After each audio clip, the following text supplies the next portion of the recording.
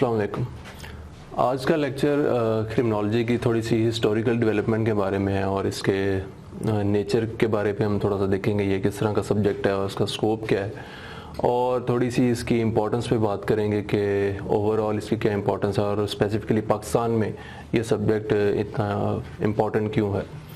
So let's start with the historical development. हम देखते हैं कि किस तरह से इस सब्जेक्ट डेवलप हुआ और आज हम जो क्रिमिनोलॉजी सब्जेक्ट जो कई यूनिवर्सिटीज़ में पढ़ाया जा रहा है वो यहाँ तक कैसे पहुँचा, जो मॉडर्न क्रिमिनोलॉजी है वहाँ तक इसका सफ़र कैसा रहा है और कहाँ से स्टार्ट हुआ ये।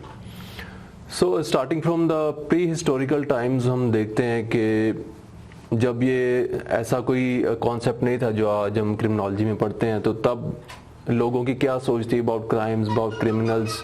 तो वो तब जो है as you very well know तब लोग जो है ज़्यादातर रिलीजियस बेंट ऑफ माइंड रखते थे और उनकी सुपरस्टिशन बहुत ज़्यादा होती थी। सुपरस्टिशन में बिलीव करते थे। रिलीजन जो है वो बहुत डोमिनेंट एक फैक्टर था आपकी जो वे ऑफ थिंकिंग है उस पर। तो वो हर चीज़ को रिलीजियस एंगल से, सुपरस्टिशियस एंगल से इंटरप्रेट करते थे। तो इसी तरह क्रिमिनल बिहेवियर को भी वो इसी तरह रिलीजियस एक थ्रू रिलीजन एंड सुपरस्टिशन उसको एक्सप्लेन करने की कोशिश करते थे। तो उसमें हमारे पास सबसे पहले डिमोनोलॉजी वाली थ्योरी आती है कि when somebody committed a crime, तो उसको ये समझा जाता था कि ये बंदा जो है ये ही और she is probably possessed by an evil spirit. और अब ये सोसाइटी जो है वो अपना जिम्मेदारी समझती थी कि उसको हम अब इवल स्पिरिट को हमने उस बंदे में से खारिज करना है। वहाँ तब ये कॉन्सेप्ट नहीं था कि क्या उसकी कोई साइकोलॉजी भी हो सकती है अंदर से, या कोई सोशल रीजंस भी हो सकते हैं, कोई बायोलॉजिकल रीजन हो सकते हैं जो आज रिसर्च हो रही है। ये ऐसा तब कोई कॉन्सेप्ट तब नहीं था।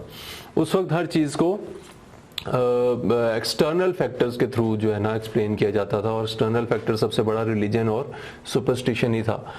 तो जब वो ये डिटर्मिन कर लेते थे कि एक क्राइम अगर कमिट हुआ है, एक बंदे ने किया है, तो ही और she is possessed by evil spirit और डीमंस, तो ऑब्वियसली फिर पनिशमेंट भी उसी तरह से वो आर्बिट्रेरी पनिशमेंट वर हैपेजेंट, आर्बिट्रेरी एंड इरेशनल। उनमें कोई तब यही था कि जिसकी लाठी उसकी भैंस, जो पावरफुल बंदा होता था वो एक पनिशमेंट जो है वो डिटर्मिन कर लेता था।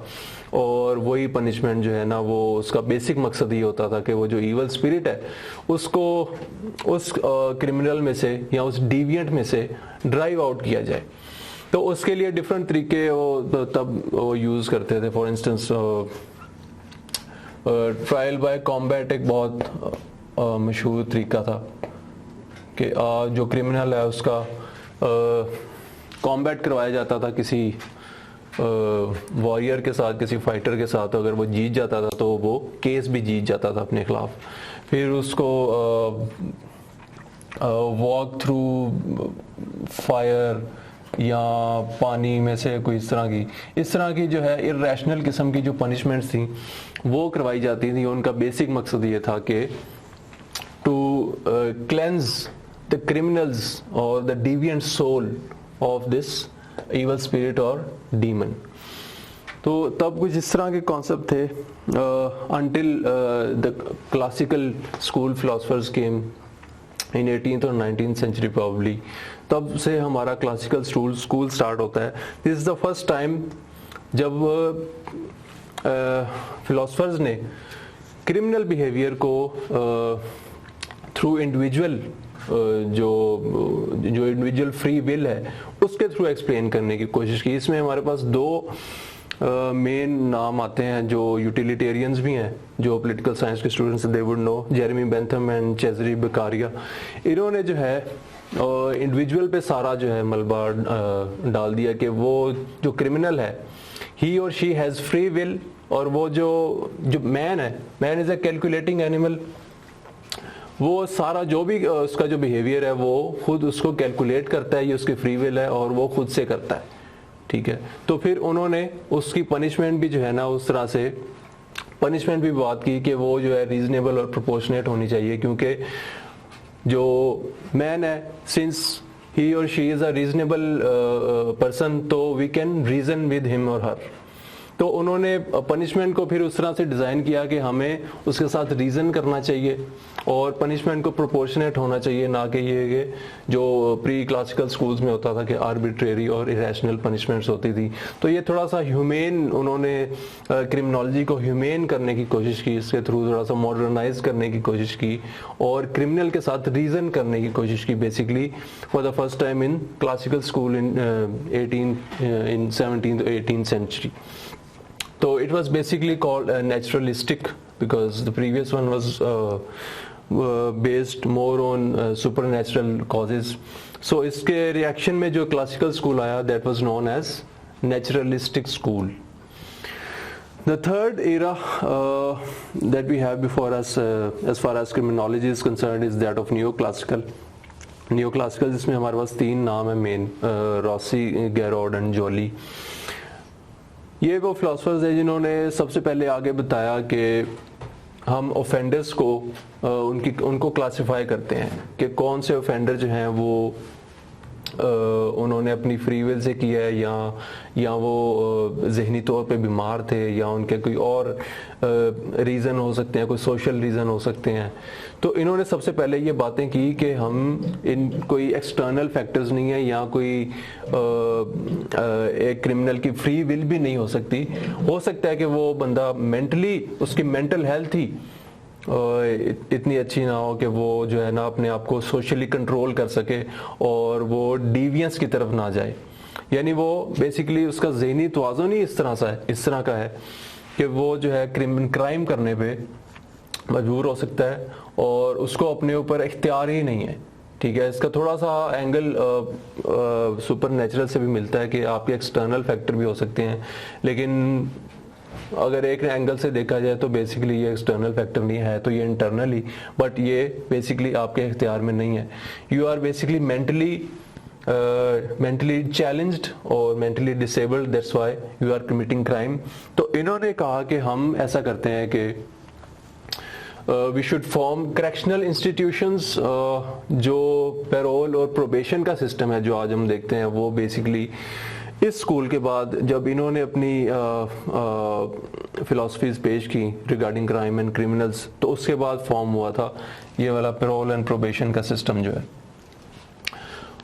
तो इन्होंने जब पनिशमेंट, मेंटल हेल्थ और पनिशमेंट को आपस में कोरिलेट किया, तो इससे थोड़ी सी क्रिमिनोलॉजी की डेवलपमेंट हुई। उस पर फर्दर जो है अगला स्कूल जब आया, पॉजिटिविस्ट स्कूल, जिसको हम मॉडर्न स्कूल भी कहते हैं, इन्होंने फर्दर उस चीज़ पे बिल्ड किया, साइकोलॉजिकल रीजंस पे, सोशल रीजंस पे, एनवायरमेंटल रीजंस पे। इसमें हमारे पास तीन मेन नाम हैं।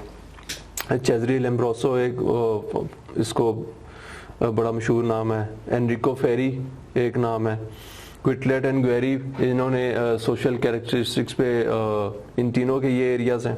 लैम्ब्रोसो ने criminal behaviour related to specific body types, biological reasons पे काम किया कि जो सर्टन बॉडी टाइप्स हैं आपकी, इसमें इसने तीन जो हैं वो बॉडी टाइप्स डिफाइन किए थे। उन बॉडी टाइप्स को हम डिटेल में पढ़ेंगे जब हम बायोलॉजिकल रीजंस करेंगे।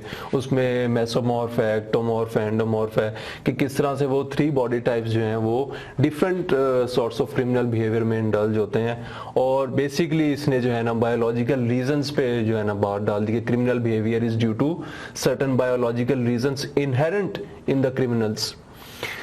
जो एनरिको फेरी है उसने साइकोलॉजिकल रीजंस पे काम किया कि जो सोशल इवेंट्स हैं और सोशल प्रोसेसेस हैं, सोशल स्ट्रक्चर्स हैं, उनकी तरफ जो डिफरेंट लोगों का जो इमोशनल और साइकोलॉजिकल रिएक्शन है वो डिफरेंट होता है बेसिकली।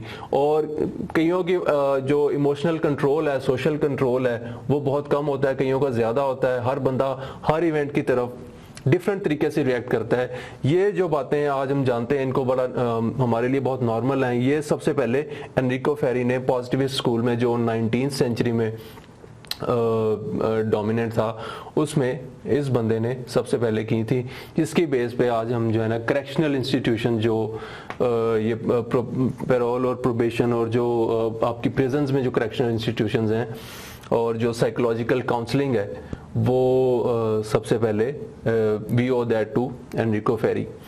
क्विटलेट एंड ग्वेरी ने सोशल कैरेक्टरिस्टिक्स पे बात की सबसे पहले। उन्होंने कहा कि जो क्रिमिनल बिहेवियर है that is due to your social situation और सोशल सर्कमस्टांसेस। जो आपका एनवायरनमेंट है, एक बंदा जिस एनवायरनमेंट में रह रहा है, द कंपनी ही और शी इज़ लिविंग इन, वो जो है बेसिकली रिस्पॉन्सिबल है फॉर हिज और हर क्रिमिनल बिहेवियर। इसी से रिलेटेड आगे अगला जो स्कूल है, अगला जो एरा है हमारे पास, वो शिकागो स्कूल है। इन्होंने 20th सेंचुरी में I think around 1930s University of Chicago में Robert Park, Ernest Burgess, Clifford Shaw and Henry McKay, ये 4 बंदे थे, इन्होंने रिसर्च की थी। बेसिकली क्यूटलेट एंड ग्वेरी की ही इन्होंने रिसर्च को आगे फर्दर जो है ना इसमें बिल्ड अपॉन किया और ये फाइंड आउट किया कि आपके जो वेल ऑफ एरियाज हैं, इसकी सोशल डिसऑर्गेनाइजेशन थ्योरी इन्होंने दी थी, जो कि हम लैदा भी पढ़ेंगे डिटेल में, आगे आपके सिलेबस में भी है।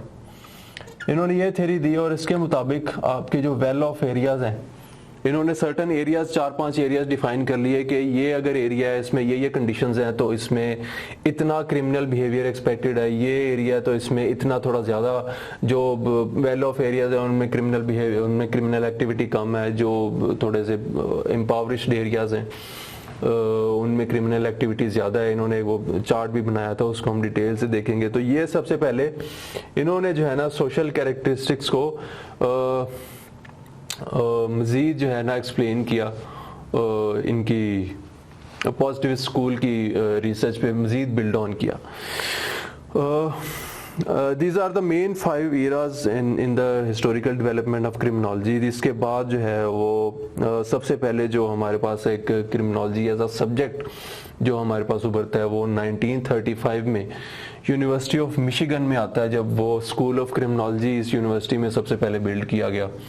उसके बाद university of California at Berkeley, और उसमें भी एक school of criminology, August Vollmer एक बहुत मशहूर नाम है अमेरिकन, उसने सबसे पहले स्कूल ऑफ क्रिमिनोलॉजी वहाँ पे इंट्रोड्यूस करवाया और उसने बेसिकली पुलिस ऑफिसर्स की ट्रेनिंग के लिए वो जो है ना एक अलहदा इंस्टीट्यूशन बना दी यूनिवर्सिटी में कि ये जो है हम यहाँ पे क्रिमिनोलॉजी की जो ये सारे इराज जो सारी रिसर्च है उसको हम पढ़ाएंगे और पुलिस ऑफिसर्स की उस तरह से ट्रेनिंग की जाएगी so that they understand criminal behaviour and try to stop it and punish it accordingly. तो ये जब ये बन गया तो उसके बाद the rest of it is history. उसके बाद वो पूरी दुनिया में जो है ना पाकिस्तान में भी यूनिवर्सिटीज़ में, कई यूनिवर्सिटीज़ में ये ऑफ़र हो रहा है कोर्स क्रिमिनोलॉजी का। तो ये तो थोड़ी सी इसकी हिस्टोरिकल डेवलपमेंट होगी। अब इसको देखते हैं, थोड़ा सा इसके नेचर के बारे में बात करते हैं, इसके स्कोप के बारे में बात करते हैं कि ये इसका कौन कौन से सब्जेक्ट और कौन सी फील्ड से ये रिलेटेड है। क्रिमिनोलॉजी की नेचर एंड स्कोप की जब हम बात करें तो basically it has a wide scope. It's basically an interdisciplinary subject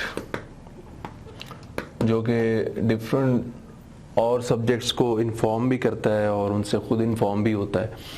तो क्रिमिनोलॉजी और साइकोलॉजी का फ़र्स्ट ऑफ ऑल एक बहुत गहरा ताल्लुक है कि एज आई ऑलरेडी एक्सप्लेन कि आपके जो नियो क्लासिकल स्कूल में जो फ़िलासफ़र्स आए थे उन्होंने एक्सप्लेन किया था कि किस तरह मेंटल हेल्थ जो है वो बहुत इंपॉर्टेंट है किसी भी क्रिमिनल बिहेवियर को एक्सप्लेन करने के लिए, और जो फिर उसकी पनिशमेंट है वो भी उतनी ही इंपॉर्टेंट है, वो उसके प्रोपोर्शनेट होनी चाहिए और इनह्यूमेन नहीं होनी चाहिए। तो इस तरह से साइकोलॉजी को उन्होंने क्रिमिनल्स की साइकोलॉजी को स्टडी किया और उसके थ्रू जो है जानने की कोशिश की कि Y criminals do what they do and how we can stop them from doing that, how we can reform them, how we can correct them। तो उन्होंने रेफॉर्मेशन और रिहेबिलिटेशन की जो थियरीज हैं डिफरेंट साइकोलॉजिस्ट की, वो भी जो है ना अल्टीमेटली क्रिमिनोलॉजी को इन्फॉर्म करती हैं और क्रिमिनोलॉजी उनको इन्फॉर्म करती है। तो इन दोनों का बहुत ही गहरा ताल्लुक है। इनको हम मज़ीद जब साइकोलॉजिकल रीजंस जो क्रिमिनल बिहेवियर के हैं, जो हम एक डिफरेंट टॉपिक है, सेपरेट टॉपिक है क्रिमिनोलॉजी में, उनको पढ़ेंगे तो उनके डिटेल्स हम देखेंगे। Secondly, it also has a deep link with sociology too। जब क्लासिकल स्कूल आया तो उन्होंने जो एनरिको फेरी और जो क्यूटलेट एंड ग्वेरी जो क्रिमिनोलॉजिस्ट हैं उन्होंने सोशल कैरेक्टरिस्टिक्स को, आपकी सोशियोलॉजी को यूज़ किया to explain criminal behaviour and inform criminology. उसमें बेसिकली सोशल स्ट्रक्चर्स जो हैं आपकी सोसाइटी के, दे अफेक्ट क्रिमिनल बिहेवियर। उसमें डिफरेंट चीज़ें आ जाती हैं। इकोलॉजिकल स्कूल जो है उसमें एक फर्दर ब्रांच है जो ये डिफरेंट एरियाज़ को, डिफरेंट आपकी इकोलॉजी, आपके एनवायरनमेंट को स्टडी करती है to explain criminal behaviour and why certain criminals commit certain crimes and not other crimes. इस तरह की सारी चीज़ें ये इस इकोलॉजिकल स्कूल में, और जो आपकी सोशियोलॉजी है उसमें basically I told you in the first lecture कि क्रिमिनोलॉजी है तो बेसिकली एक सोशियोलॉजी का ही ऑफशूट, और क्रिमिनोलॉजी के अंदर भी मजीद जो है वो इस तरह की डिफरेंट ब्रांचेस है। उसमें इकोलॉजिकल स्कूल है, उसमें पिनोलॉजी है, जो कि आपस में ये थोड़ा सा कॉम्प्लिकेटेड है कि वो आपस में एक दूसरे को इन्फॉर्म करते हैं। और आजकल जितनी भी क्रिमिनोलॉजिकल सोसाइटीज़ हैं और जो पुलिस डिपार्टमेंट्स हैं in developed countries, they use all these schools, all these techniques, all these subjects all together to actually explain criminal behavior, stop it, correct the criminal, correct and rehabilitate criminals and reform their prison and criminal justice system. तो उसमें मज़ीद social structures में आपके social institutions आ जाते हैं। For instance marriage हो गई, family हो गई, ये इनमें जो आपकी प्रॉब्लम्स आती हैं और डिफरेंट जो आपकी इनमें सर्कमस्टांसेस होते हैं, उसी से ही बेसिकली क्रिमिनल बिहेवियर जो है वो जन्म लेता है। तो that is how sociology explains the criminal behaviour. उसमें दूसरी जो एक स्कूल है वो कॉन्फ्लिक्ट स्कूल है, which is basically inspired by Marx. इनके मुताबिक जो है वो criminal behaviour occurs because there is too much inequality in the society and when there is a friction between different classes, तो that is when criminal behaviour comes into being. उसके बाद social change जो आता है किसी भी society में, वो sometimes it's not very favourable for certain segments of a society. तो जिनके लिए वो फेवरेबल नहीं होता तो obviously they might go deviant और they might turn to criminal behaviour.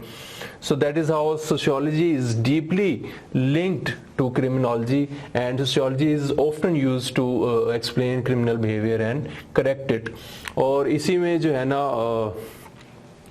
Social process एक मज़ीद एक नई ब्रांच है। इसमें different social processes, for instance आपका जो कॉन्टेक्ट है वो सबसे पहले अमेरिकन क्रिमिनोलॉजिस्ट है एडविन सदरलैंड, बहुत मशहूर नाम है क्रिमिनोलॉजी में। इन्होंने सबसे पहले बताया कि सोशल प्रोसेस जो है वो आपकी क्रिमिनल बिहेवियर को इस तरह से एक्सप्लेन करता है कि if you stay in contact with criminal patterns and stay in isolation from non criminal patterns, तो that is how you become a criminal. उसमें contact with criminal patterns and isolation from non-criminal patterns जो है उसके through basically you are known by the company you keep and how much you keep it। आप एक criminal company में बैठे हुए हैं और आप उस कंपनी में कितनी देर कितना बैठ रहे हैं, ये चीज़ जो है ना बेसिकली आपके क्रिमिनल बिहेवियर को एक्सप्लेन करेगी। और यही चीज़ फिर अल्टीमेटली यूज हो सकती है टू करेक्ट और रिहेबिलिटेट दैट क्रिमिनल बिहेवियर। तो ये तो सोशियोलॉजी। उसके बाद पिनोलॉजी एक और ब्रांच है सोशियोलॉजी के अंदर। अब तो खैर it's very difficult to differentiate के whether it's a branch of sociology or a penology. Penology basically has to do with the custody and prevention of crime. As I already explained कि punishment में हमारे पास मज़ीद जो है punishment का basically मकसद क्या है कि आपकी incapacitation and deterrence, फिर वो रेस्टिट्यूशन आ गया, रेट्रीब्यूशन आ गया, वो जो चीज़ें हैं ये सारी आपको पिनोलॉजी में पढ़ते हैं और वो जो है अल्टीमेटली क्रिमिनोलॉजी को इन्फॉर्म करते हैं। And secondly we have this rehabilitation and correctional facilities, वो भी पिनोलॉजी में ही आता है और वो भी अल्टीमेटली क्रिमिनोलॉजी को ही जाके इन्फॉर्म करते हैं। That is how it is linked and it has a wide scope as far as sociology, psychology and penology are concerned. उसके बाद हम लीगल लॉ की तरफ आते हैं। तो लॉ में भी जो आपका लॉ है it can not remain dormant. आपका जो 100 साल पहले लॉ बना था वो उस वक्त के सर्कमस्टांसिस पे बेस्ड था, उस वक्त की सोसाइटी के जो स्ट्रक्चर्स थे, जो सोशल प्रोसेसेस थे उस पे बेस्ड था। ऑब्वियसली आफ्टर 100 ईयर्स और सो, आफ्टर 50 ईयर्स, जैसे जैसे आपकी सोसाइटी प्रोग्रेस करती है, सोशल चेंजेस आते हैं, सोशल स्ट्रक्चर्स, पिछले स्ट्रक्चर खत्म होते हैं, नए स्ट्रक्चर आते हैं, फिर सारी चीज़ें चेंज होती हैं। तो criminal law has to be informed by criminology. आपकी क्रिमिनोलॉजी में आप सारी ये चीज़ें पढ़ेंगे कि किस तरह इकोलॉजी चेंज हो रही है, नए कुछ क्राइम पैटर्न्स पुराने हो रहे हैं, क्रिमिनल बिहेवियर पुराना हो रहा है, नए क्राइम पैटर्न्स आ रहे हैं, लोग एक क्राइम को छोड़ के दूसरे क्राइम की तरफ जा रहे हैं, ऐसा क्यों हो रहा है। ये सारी चीज़ें जो है ना वो आपकी कंसिडर होंगी while you are formulating the criminal law. तो that is how criminal law is also very much related to criminology. Next up we have statistics. It's also related to criminology. इसमें आपने क्रिमिनल प्रोफाइलिंग का सुना होगा। इसमें अगर आप intelligence based policing को इसमें आपका ये सेपरेट एक सब्जेक्ट भी है आपके सिलेबस में, इसको हम डिटेल में भी पढ़ेंगे। इंटेलिजेंस बेस्ड पुलिसिंग क्या है कि आप एक एरिया के स्टैटिस्टिक्स जमा कर लेते हैं, उसमें फिर डिड्यूस करने की कोशिश करते हैं कि इस एरिया में इस तरह के क्राइम जो है बहुत ज़्यादा हो रहे हैं, and then you build the research on it कि वाई इस तरह के क्राइम क्यों ज़्यादा हो रहे हैं, और उनकी रीजंस को समझने की कोशिश करते हैं, और फिर ऐसा आप उन रीजंस पे काम करते हैं through different social structures and through power and using influence आप उन रीजंस को ख़त्म करने की कोशिश करें। तो that is how statistics basically inform your criminology ultimately. तो इसमें फिर आप क्रिमिनल प्रोफाइलिंग भी आ जाती है स्टैटिस्टिक्स में कि एक एरिया में अगर एक सर्टेन टाइप ऑफ क्राइम हो रहा है तो सेम टाइप ऑफ क्राइम अगर कहीं और होगा तो आप उसकी प्रोफाइल, उस क्राइम की प्रोफाइल यूज कर सकेंगे। या एक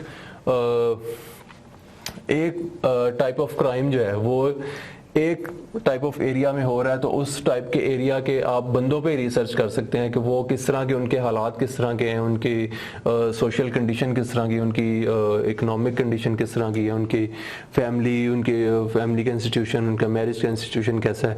तो उसकी एक वो क्रिमिनल्स की एक जब प्रोफाइल बन जाएगी तो फिर उस तरह का क्राइम जब कहीं और कमिट होगा तो आप उस प्रोफाइल को वहाँ भी यूज़ कर सकते हैं। तो इससे ये होगा कि आपका एक तो क्राइम प्रिवेंशन ईजी हो जाएगी, फिर आपकी rehabilitation. Obviously crime prevention and rehabilitation are basically two main purposes of criminology. Lastly, we have forensics and science, which also informs criminology, और इन दोनों का आपस में बहुत डीप लिंक है। Data collection is based on ecology.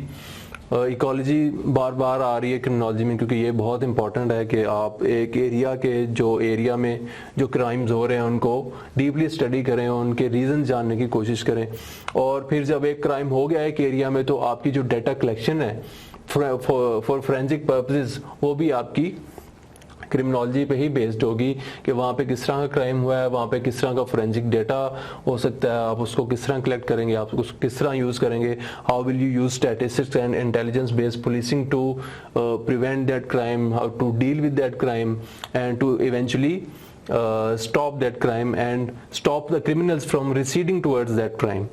तो इस तरह से ये सारी जो ब्रांचेस हैं, डिफरेंट साइंस हो गया, आपकी सोशल साइंसेज हो गई, आपकी ह्यूमैनिटीज़ के जो सारे सब्जेक्ट हैं, they inform the criminology and that makes criminology basically a wide scope subject, और इसकी नेचर भी है बेसिकली इंटरडिसिप्लिनरी है।